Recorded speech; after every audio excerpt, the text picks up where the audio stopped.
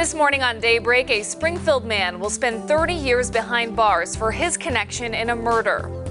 And we take a closer look into the opioid crisis that's sweeping across the nation. Google is one of the largest tech companies on the planet. People every day access the internet through Google, and Google controls a lot of that information. And why a group of attorneys general have launched a major investigation concerning Google. We'll bring you these stories and much more this morning on Daybreak. Good morning and thanks for waking up with us. It's Tuesday, September 10th. I'm Lauren Barnes. Joe has the day off this morning. We also have some important breaking news to bring you out of the Hollister School District. But first, let's start with a check of our forecast first with meteorologist Elisa Rafa. Happy Tuesday. Happy Tuesday. Feels like the longest week ever already. And I think in part it's because it just hasn't felt different at all. For a few weeks now, so it feels like one continuously running week. I think you're right, but at least it's not Monday, so we have that going for us. Yeah, just hard to decipher the days at this point because we're starting out warm and muggy again. It's going to be summery again. Temperatures back in the 90s by this afternoon. Yep, I see those 70s behind you. Yeah, starting out at a very warm temperature in the middle 70s in Springfield this morning. We've got some mostly clear skies at 74 degrees on south and west winds at 9 miles per hour.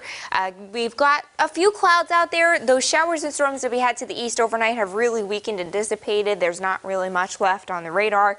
It's 74 degrees in Springfield, 71 in Monette, and 70 in Branson.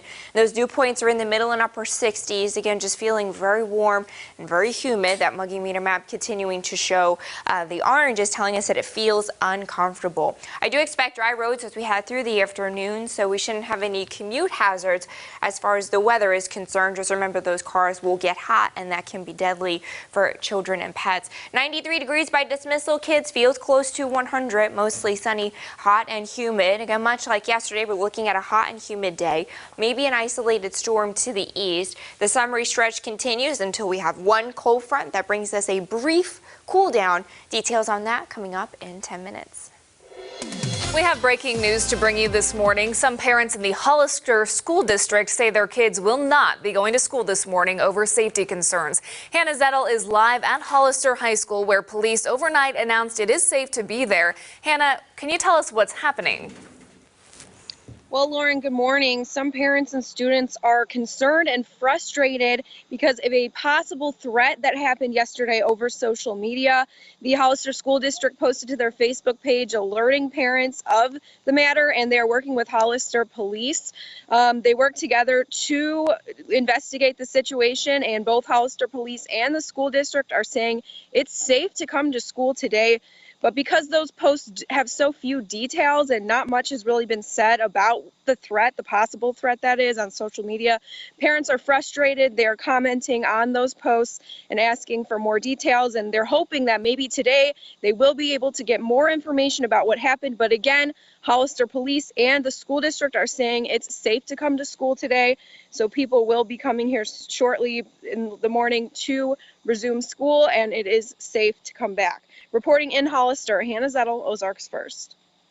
All right, Hannah, thank you. We'll be checking in with her several times this morning. It's your right to know. After being on the run for nearly 3 weeks, an Aurora man has finally been caught.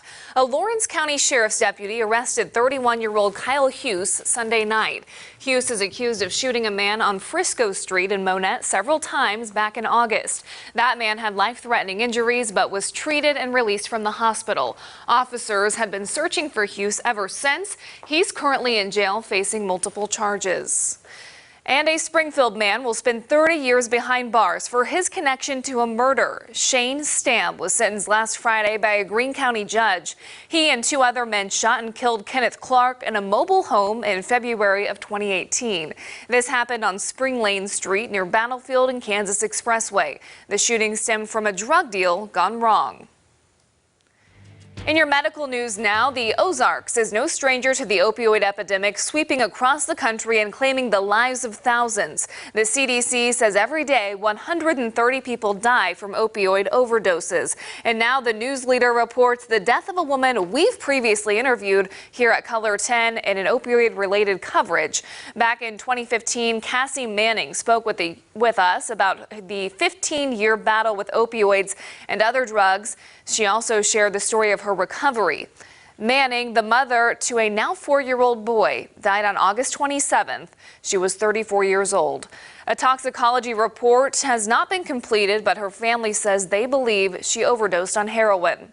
Multiple pharmaceutical companies face scrutiny and thousands of lawsuits for their alleged role in creating the epidemic we see across the country. Through those suits, some new data has been released on the amount of opioids distributed across the country, and we were able to get that data, which spans from 2006 to 2012, and can share the numbers from right here in Greene County. The most sold opioid here is hydrocodone. Over the 6 years, more than 80 million doses were distributed. Oxycodone is next on the list with more than 37 million doses distributed. And Walgreens has the highest market share among distributors at 25%. Now, if you're interested in checking out the data for yourself, for your own county, you can find a link to this story on our Colorton News app right there. And in today's political coverage, dozens of Republican and Democratic attorneys general are teaming up to investigate Google. Specifically, they're looking into whether the tech giant is a monopoly and violating U.S. antitrust laws.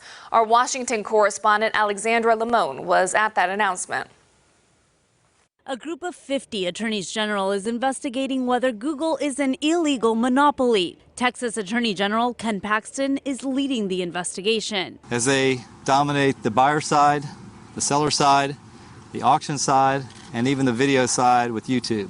South Dakota's Attorney General Jason Ravnsborg says they'll start by looking at Google's advertising practices. And, do you get the best person at the top of the search, or do you get the one who pays the most? They say that's especially important when people are searching for doctors or other critical services. We're talking potentially looking at ads, search, privacy, and all of those different aspects. Utah's Attorney General Sean Reyes says consumers may not understand they pay to use Google by giving up their personal information. I don't think the average American understands how much Google is involved in their lives. Notably missing from this investigation are the attorneys general of Alabama and of California, where Google is headquartered. Carl Szabo with NetChoice says Google is not a monopoly, in part because alternative search engines are just a click away. Now let's remember that the FTC just a couple of years ago looked into Google on antitrust issues and found that there was no issue there. In a statement, Google's SVP of Global Affairs said in part, "We look forward to showing how we are investing in innovation, providing services that people want, and engaging in robust and fair competition." In Washington, Alexandra Limon. Former Missouri Attorney General Josh Hawley headed that investigation. Still ahead for you on Daybreak, an update on Brexit, and Wendy's is bringing breakfast nationwide. That's all coming up in your Money Watch. From Colorton Ozarks First, Lauren Barnes, Joe Morano, and weather with meteorologist Elisa Raffa. This is Colorton News Daybreak.